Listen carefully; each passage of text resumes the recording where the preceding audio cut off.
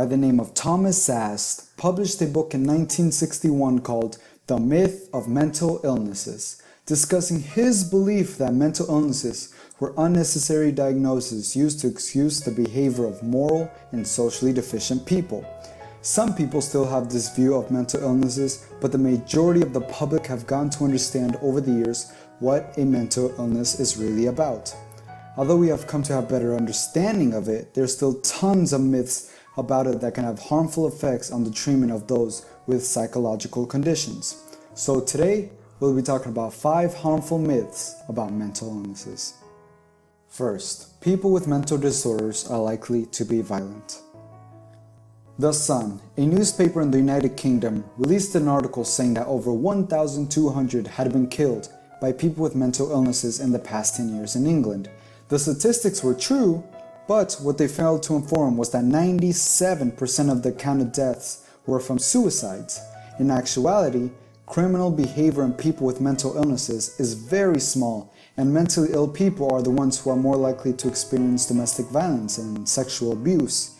They're more likely to suffer an intense psychological reaction to being victimized. Second, people can pull themselves out of a mental illness if they really wanted to. A popular myth, especially with people with depression and anxiety, is just that the person is being oversensitive and could easily fix the problem. This is where the phrases, "they just want attention" or "they like feeling miserable" comes into play. Mental illnesses often have a genetic factor that influences the preposition and chemical imbalances that can't easily be conquered by sheer willpower. It's difficult to even take the first step by seeking help and working up the courage to even admit to yourself that there's a serious problem. Finding a therapist and having to go through a trial and error process that takes up a large amount of time is difficult as well. Some people even choose to fight it themselves.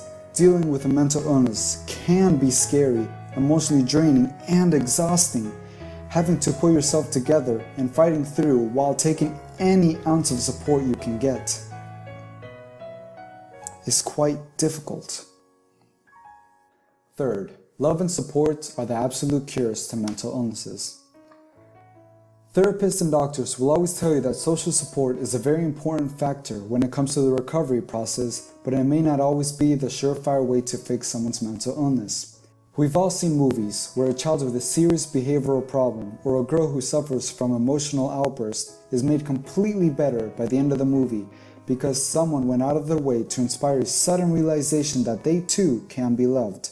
It's a touching concept, but if you expect this in real life, you'll be thoroughly disappointed. They can be afraid of rejection and social isolation. Although it's great having someone helping and supporting you along your fight, showing that they care about you, a mentally ill person could have a hard time even believing that in the first place. Expecting process from showing love and affection on the same level of support every single day will be harder, especially on a particularly bad day for the person that's being helped. Fourth, having a mental illness is a social death sentence. The awareness of mental illnesses and what causes them has more than doubled since the 1950s. Mental illnesses have become highly aware and have become more acceptable, more so than physical illnesses in some cases. Some even see it that having a mental illness is a sign of a greater understanding of what it means to be a human being. Ardila Gomez found that even living near a place that offers mental health services can raise the rates of acceptance and understanding from 21% to over 80% of the population. People without mental illnesses are understanding what some people go through and are willing to go out of their way to help if they can. Fifth, you will become your label. This is a big fear when it comes to making the decision of going to a mental health professional. Instead of a person, you'll feel labeled as a manic depressive, an anorexic, a schizophrenic, etc. Some clients end up feeling like they aren't seen and valued as a person. Bridgian therapists have pushed for first-person terminology. For example, instead of an autistic child, you use a child with autism. This puts emphasis on the person and not the illness. Some researchers have even debated if telling their clients their official diagnosis is beneficial for their recovery process. If the client's feeling like the mental disorder itself is the only thing his or her therapist or doctor is focused on, it's highly recommended that they find a new one.